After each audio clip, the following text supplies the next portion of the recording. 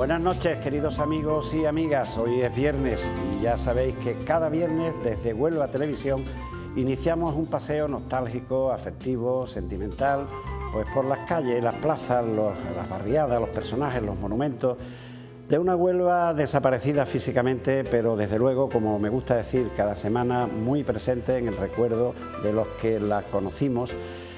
Y yo siempre digo otra frase, que en el presente tenemos que conocer el pasado para poder amar en el futuro a nuestra ciudad. Muchas gracias a los seguidores del programa a través de las redes sociales y concretamente de la página que tiene Las Caras de Huelva, Diego Lopa, en Facebook. Os tengo que decir que diariamente estamos en 2.000 o 3.000 visitas y que cuando se hace el cómputo mensual no hay ninguna foto que baje de las 5, 6, 7.000 visitas. Una muestra del interés que existe en Huelva por las cosas, por el pasado de nuestra ciudad. Sabéis que cada semana nos visita un invitado, una cara de Huelva, y una cara de Huelva también son sus vinos, sus aromas, sus vinagres, sus coñac. A través de esos aromas, esos olores, también se aprende a conocer la realidad, las costumbres y la manera de ser y de vivir de un pueblo. Hoy nos visita un onubense muy vinculado a esta cara que acabo de comentar de Huelva, es ingeniero agrónomo, presidente de la Denominación de Origen de los Vinos del Condado, es miembro de la Academia Andaluza de Gastronomía y del Vino por la provincia de Huelva, y con estos datos pues es muy fácil saber que quien nos visita esta noche es Manuel Infante Escudero. Manolo, buenas noches y muchas gracias por tu visita. Un placer, muy buenas noches. Encantado de tenerte, porque siempre hemos traído caras de Huelva, pero la verdad es que esta cara del vino la habíamos paseado poco y hoy esperamos que tú, entre foto y foto, pues cuando lo consideres oportuno, nos dejes un catavino lleno del olor de esos miles de olores. Mira, hablando del olor, no se me olvida que hace 2 meses, 3, estuvimos en Bodega Sauci en una exposición de pintura. Hombre. Y entramos donde tú pronunciaste unas magníficas palabras con un olor y me dijiste, Diego, esto que te huele también es vinagre. Digo, pero esto va a ser vinagre si esto es aroma puro. Y empezaste a hacer lo que hacéis los expertos, a destaparme las botas y a darme a oler el tapón de corcho. Y bueno, la verdad es que para mí fue una grata sorpresa, y el descubrir. Luego me animaste y a los pocos días, con nuestra querida y común amiga Begoña Sauci, estuve en una cata y bueno, a base de saber cómo se mueve, cómo se huele, cómo es, en fin, el ABC, porque las catas contigo son ya de doctorado, esta fue el ABC.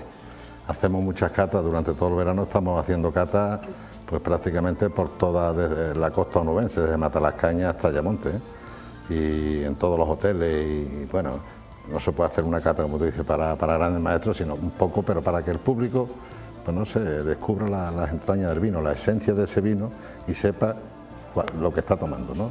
Que es el alma del condado. Pues es una bonita iniciativa ahora que se están prodigando esas catas, porque yo descubrí un mundo de olores, desde cómo coger la copa, desde cómo mover el vino en la boca, cómo provocar ese retronasar con la boca. O sea, que son cosas que aprendí, que Begoña fue una espléndida profesora. Sí, sin lugar a dudas. Vamos, yo conocí a Bego y a Monse. Bueno, ayer estuve precisamente tomando un café con el padre, allí en el Paseo Central de los Caños de Bollullo, ¿no? Ayer no, perdón, antes de ayer, porque ayer estuve fuera. Y él fue mi maestro también, hay que aprender y dar enseñanza, no se puede uno quedar. Y Bego y Monse pues han sido 2 alumnas mías en los primeros cursos de cata que yo daba por Bollullo, eran unas mocitas, ¿no? Ahora se han convertido en 2 grandes señoras. Guapísimas. Del vino, en 2 grandes señoras del vino, y además que las quiero mucho porque, bueno, igual que a la mayoría del condado, porque llevo 40 años ahí, entonces yo llegué con 24 y tengo 64. Yo salí de aquella exposición de pintura que tú estuviste presentando y tal, ayer salí encantado de la experiencia bodeguera que tuvimos allí en Bollullo. Bueno, pues vamos a comenzar nuestro paseo y cada vez que puedas poner o quieras o entre o te apetezca una coletilla vinícola, pues sirves una copa y entre coli con lechuga, entre calle y calle, catavino. Podemos entrar con la primera, que además es una vista espectacular de una, fíjate qué vista de Huelva tan preciosa. Esta foto es de un queridísimo amigo recientemente fallecido, Pedro Delgado, que era un fotógrafo excepcional, tanto costumbrista como taurino. Yo mi casa de la playa la tengo llena de fotos de Pedro, taurinas en Colombina, la Feria de Sevilla. Bueno, pues esta foto, como verás, Manolo, está tirada desde el Cabezo de la Esperanza. Exacto. Tenemos ahí la palmera. Todavía con vegetación. A su lado se ve ese precioso edificio que era la Alhambra, en la parte izquierda. Exacto. De la palmera, la tienda de comestibles. Y fíjate que Huelva, donde no había prácticamente ni una sola altura. Si ahora cuando con el movimiento de la cámara, pues veremos la Casa de la Bola, veremos la iglesia de la Concepción, pero esta era una Huelva intimista. La oscuridad que hay en el centro de la foto es el inicio de la no sé por qué llamada Calle Nueva, porque estaba destrozada, que hoy es Pablo Rada. Esta subida era el Callejón Madaleno, por ahí he subido yo muchísimo, porque cuando estudiábamos magisterio íbamos a la escuela de los grupos escolares de La Esperanza a hacer las prácticas de enseñanza con don Manuel Fuente, don Manuel Martín Castaño, en fin, con profesores. Aquella época es también la época de mi hermana, que también hizo magisterio. Fíjate que el único edificio alto que hay es el de la incipiente Caja de Ahorro. Exactamente. Que luego ha tenido 42 nombres hasta ahora que lo hemos catalanizado. La ría con sus grúas, con sus... Y la ría al fondo es preciosa. Al fondo y la marisma, en fin, una Huelva desaparecida. He querido abrir con ella porque es una Huelva desaparecida, pero en nuestra generación... Y aquello que se ve allí, bueno, es que no está, aquello es el águila de la Unión del Fénix, ¿no? Sí, ya te he dicho, se ve el águila, se ve la Casa de la Bola, cuando es que la foto tiene muchísimo recorrido. Claro. Y la Caja de Ahorro, que eran las únicas alturas que teníamos. Y ahora nos vamos a mudar muy cerquita de ahí a una calle que también tiene hasta una cierta vinculación familiar contigo. Fíjate qué fantástica foto del Paseo del Chocolate. Yo le decía Paseo Santa Fe o Chocolate, y tu cuñado Alfonso, lo tenía un día en un ante Alfonso Aramburu, lo tenía... Sí, me lo comentó en una conversación. Por lo visto él vivía en la última calle que daba ya Hacienda. Sí. O sea, perdón, en la última casa quedaba Hacienda. No, quedaba Hacienda, no, Hacienda pegado no Hacienda, pegado. Y después cuando hicieron la ampliación de Hacienda fue cuando destruyeron esa casa, porque ahí vivían sus padres. Y él nació ahí y me comentó una cosa muy curiosa del porqué, que yo no lo sabía, pero mi cuñado Alfonso Aramburu me comentó del porqué del Paseo del Chocolate. Y por lo visto es cuando pusieron la solería del paseo. Bueno, estamos hablando de los años 40 para que el público lo sepa. Me la contó también, sigue. Bueno, los años 40... cuando estaba la cartilla de racionamiento y tú ibas, bueno, pues a por el arroz, por los garbanzos, lo que fuera, y te iban cortando los tickets, ¿no? Y el chocolate era uno de los productos que entraban, ¿no? Eso recuerdo también de mi época del seminario, que la merienda era una ícara de chocolate, ¿no? Bueno, pues entonces, por lo visto, cuando pusieron la solería del paseo lo pusieron como si fuesen tabletas de chocolate, prácticamente imaginando, ¿no?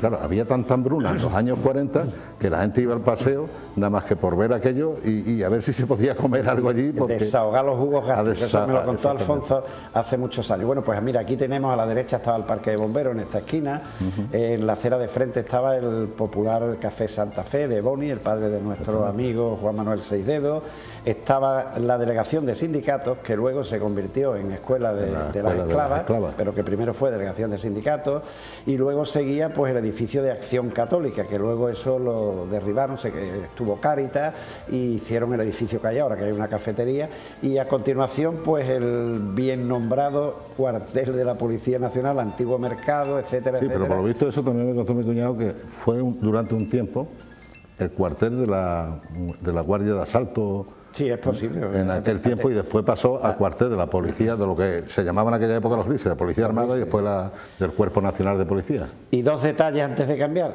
la luz colgada en medio de la lámpara y al fondo las escaleras, San Pedro, y la fachada de algo muy querido para mí, porque ahí mis padres se casaron ahí, yo pues me bauticé, me confirmaron, tomé la comunión. Yo creo que ahí tenemos grandes recuerdos todos para mí de la parroquia de San Pedro. Es una gran... Bueno, pues fíjate, muy cerquita de ahí, porque si seguimos subiendo, fíjate qué vista tan extraordinaria del final del paseo, que además tú has vivido por ahí cerca. Sí. Precisamente fuera de cámara me empezaste a comentar la casualidad de que has vivido cerca. Exactamente. Fíjate, las tapias del colegio francés aquí, que yo creo que en estas alturas no era colegio francés, sería todavía la clínica de los ingleses. Sería la clínica de los ingleses. La subida, al fondo, arriba a la derecha está el célebre Chalet del Sordo. Exactamente. Que tú recordarás que primero fue orfanato, cuando este hombre que no tenía hijos murió. Precisamente hemos saludado antes de entrar en el plató a Antonio J. Sánchez con su novela El rastro de su voz, que se desarrolla en ese edificio que lo califica como orfanato. luego fue Colegio Menor del Frente de Juventudes y ahí acabó siendo Escuela de Magisterio, que se derrumbó estando yo estudiando tercero en el año 63. Y ya ahí estaba entonces también un poco la sección femenina, ¿no? Delante, delante, justo delante. Es que lo dijimos el otro día y lo repito porque es una broma, ¿no? Como íbamos a darle serenata a la gente de la Tuna y tal, aquello lo llamamos Villabraga. Y es donde íbamos a dar la serenata a las niñas porque hacían cursos internos y sí, después ya tenemos luego el instituto, La Rábida, y enfrente recuerdo yo el Colegio Santo Ángel de Santo Ángel, y había unas también. Embajadas creo que de Noruega, de un país nórdico, había embajada, consulado, y el Paseo de los Naranjos pues incipiente, ahí se ven un par de chalecitos. Bueno, pues vámonos un poco para el centro y vamos a tomar algunas de las leyendas y misterios que hay en Huelva.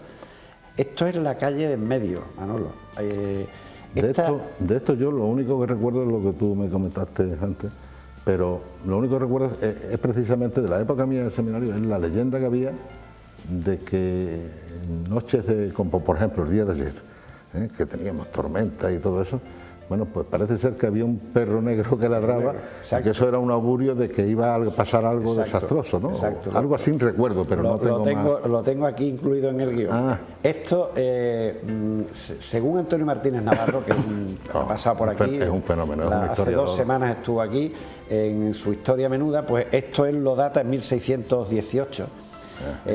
Lógicamente dice algo que estamos todos de acuerdo, que valor artístico no tenía, que tenía más bien un valor absolutamente sentimental. Sí, porque esto era un azulejo, ¿no? Un azulejo, pero vamos, que el valor no era absolutamente... Y que cuando esta casa se derribó para el ensanche de la entrada a la Gran Vía, abriendo desde la Casa Colón, pues el propietario, que se llamaba Luna, todos estos son datos de ese cerebro que es Antonio Martínez, se lo cedió al arquitecto, que era el señor Saavedra, con lo cual el tal señor Saavedra pues debe de saber o de tener esta cruz, cuyo valor, repetimos, es más que sentimental, que además de lo de la leyenda del perro negro, que se le temía mucho, también era tradición que los marineros, cuando iban a salir a la mar, los escasos que habían, porque el San Francisco, el barrio de San Francisco o barrio de los curas, era un barrio marinero.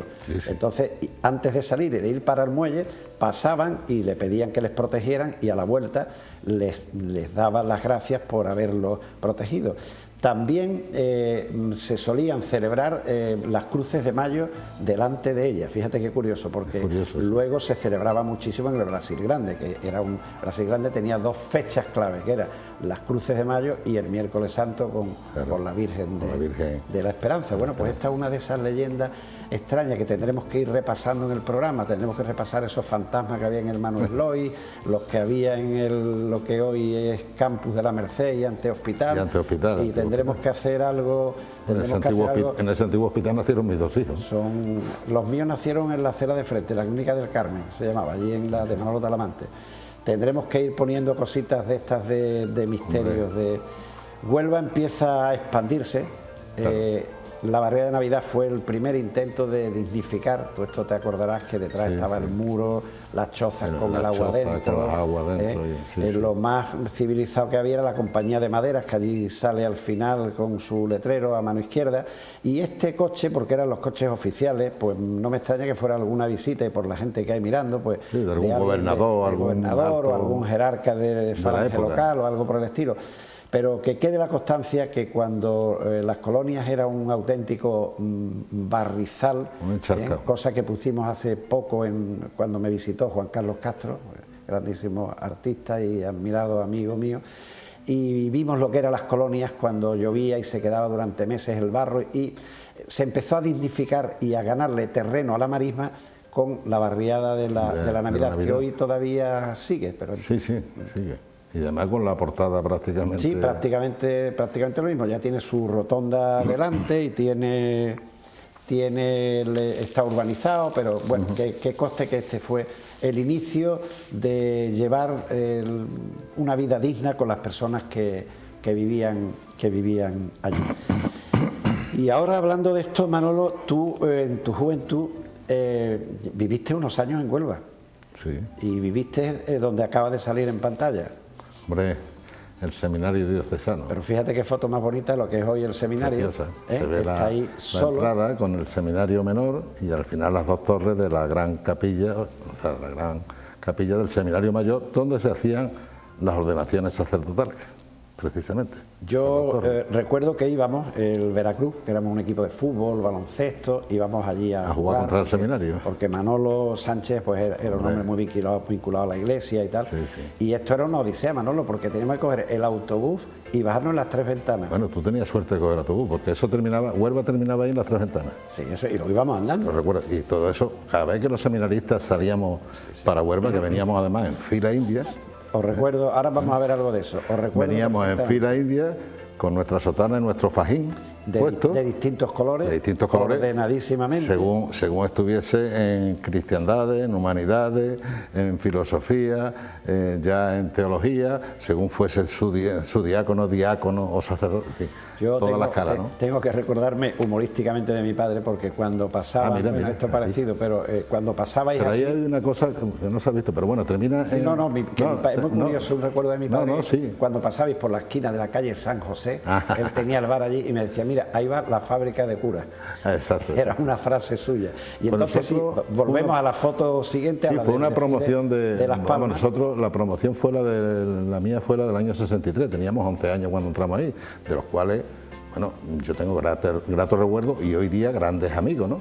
Y ahí está la Casa Bernardo, que es la que estaba a la entrada, que todavía existe, que era, bueno, pues un poco el guarda y el que iba y venía por las viandas y, en fin, las poquitas que se podían. Porque hay que decir que había muchísimos alumnos, porque se quedarían en el camino. Yo creo que en el pueblo todo el que estudiaba un poquitín, con 10, 11 años... Bueno, y gracias al seminario, algunos hemos podido estudiar, y yo estoy agradecidísimo a eso, porque no todos los padres podían mantener 2 hijos o 3 estudiando en Huelva. Mi hermana, que es mayor que yo, ya estaba estudiando en Huelva.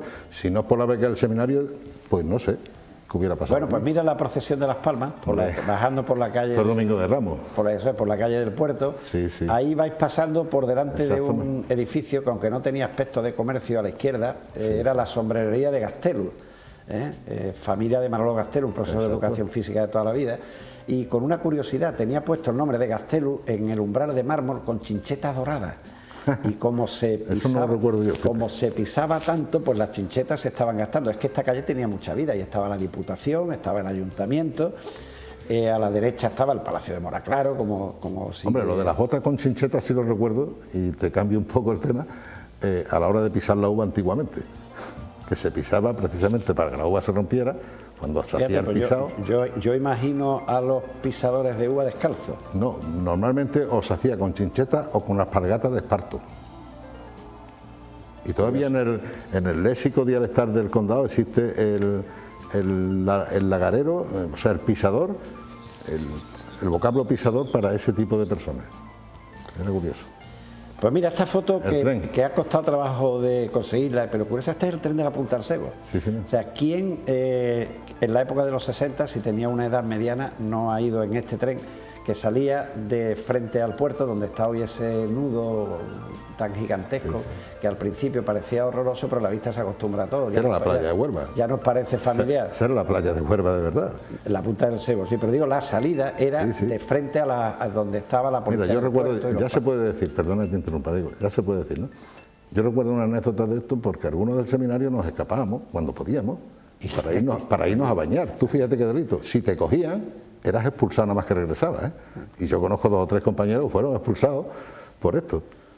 Otros lo expulsaron porque a lo mejor se escaparon al cine Emperador a ver una película que era la de los bravos, los chicos con las chicas, o las chicas con los chicos. Era otra época. Y era la época, y te expulsaban por eso. O sea, era una disciplina férrea, pero pues bueno... Este tren, que duraba media hora el recorrido, hacía una parada en el balneario de La Cinta.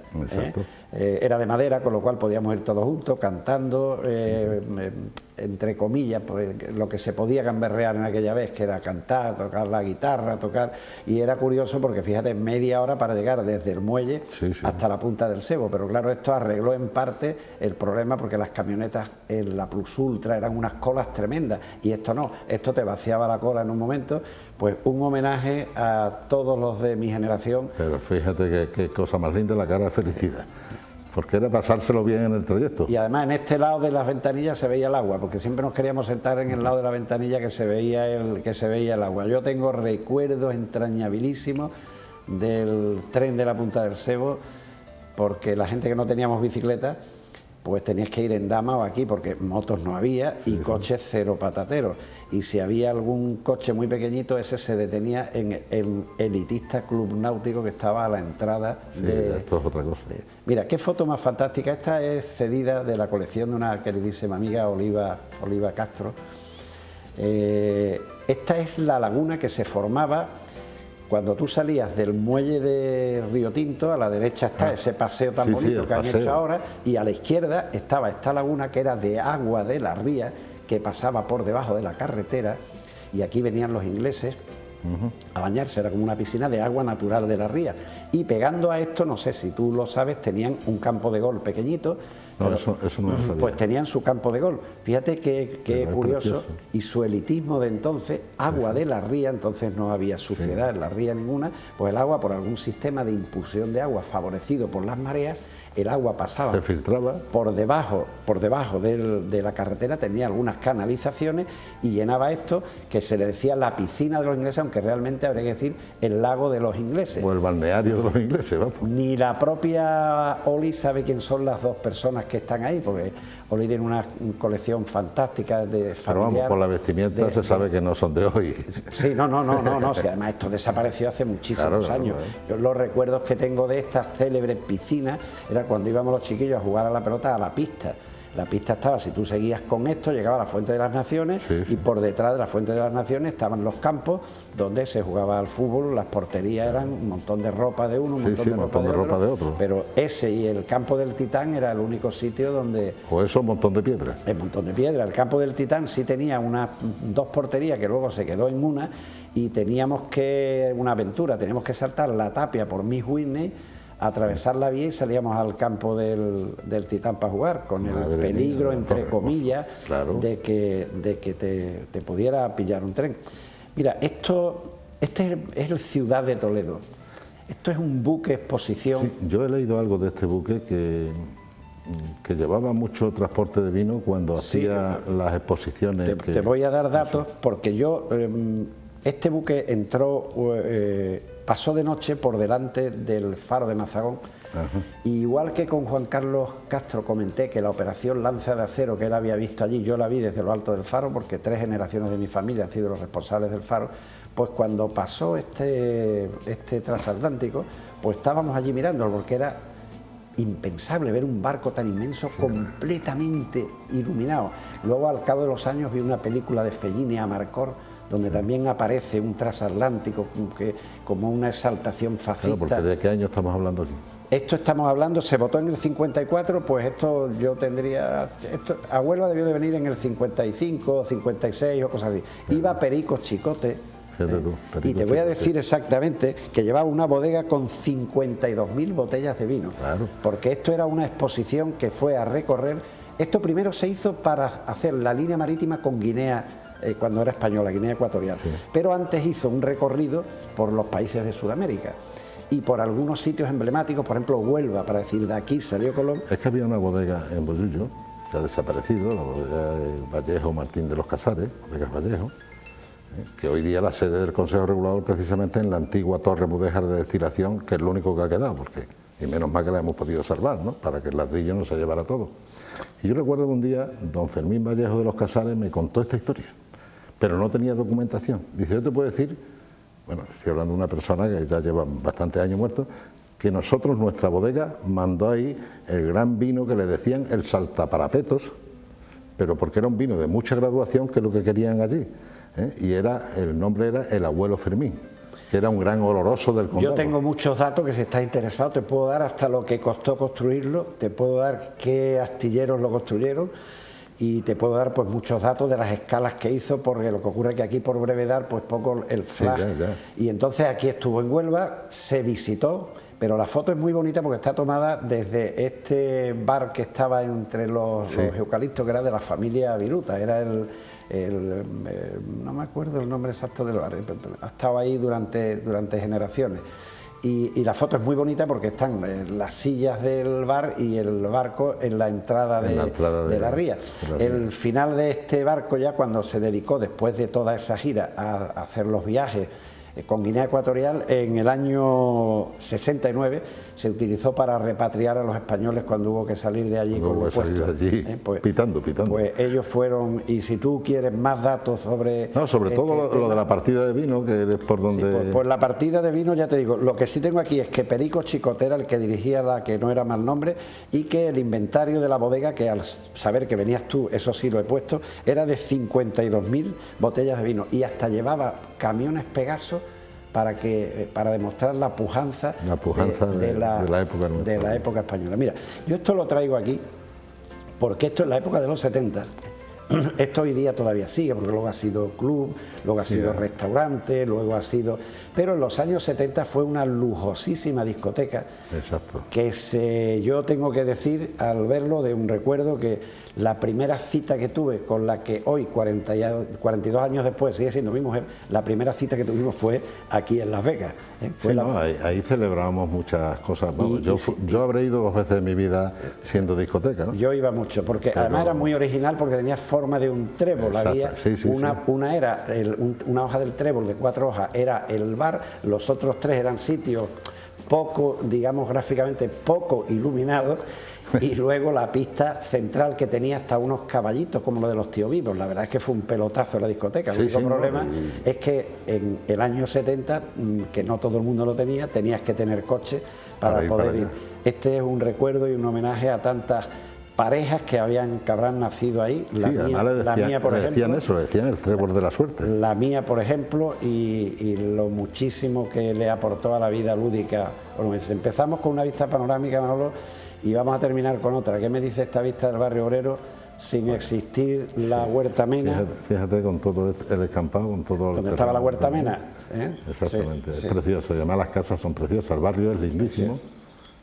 Precioso, y al fondo, mira, la marisma, la ría... Eso es lo más bonito, eso es lo más bonito de la época. Lo que más me gusta es esa Huelva de casas bajas, que siempre tiene la vista a la ría, siempre de donde te... Fíjate que lo único que hay son el Polvorín y su pozo dulce que estaría por allí. Bueno, Manolo, pues yo sé que me vas a decir que si ya hemos terminado, pero no. ya se nos ha pasado media hora. Pues no me he dado cuenta. Se nos ha pasado media hora. No me he dado cuenta, ha sido tan agradable. Ha sido agradable, se ve que tú eres una persona que has conocido lo que hemos estado viendo. Hemos dejado un par de pinceladas de ese vino al que entre tú y Begoña Sauci estáis empezando a aficionarme. Vamos a mandarle los dos desde aquí un abrazo a Begoña. Sí, un abrazo, y a lo mejor la veo dentro de un rato, porque yo salgo ahora para Bollullo. Ya la avisaremos para que vea el programa. Manolo, muchísimas gracias. No, gracias a ti, por favor. Huelva Televisión a tu entera disposición. Muchísimas gracias y un fuerte abrazo y un saludo a todos los televidentes. Y a todos ustedes, queridos amigos, pues muchas gracias por vuestra atención. Pedirles que la próxima semana, el viernes, vuelvan a estar puntualmente delante de la sintonía de Huelva Televisión. Recordarles la página en Facebook del programa, Las Caras de Huelva, Diego Lopa, donde encontraréis este programa, encontraréis fotos diarias, las fotos del mes, en fin, es una página donde, vuelvo a decirlo siempre, lleno de orgullo. Entran diariamente 3.000-4.000 personas y la foto más vista del mes raramente no supera las 10.000 visitas. Una inmensa satisfacción que desde muchos lugares de España y de fuera de España se siga este programa de Huelva Televisión dedicado a la nostalgia y al recuerdo. Buenas noches, y para todos ustedes mi deseo semanal de que sean especialmente felices.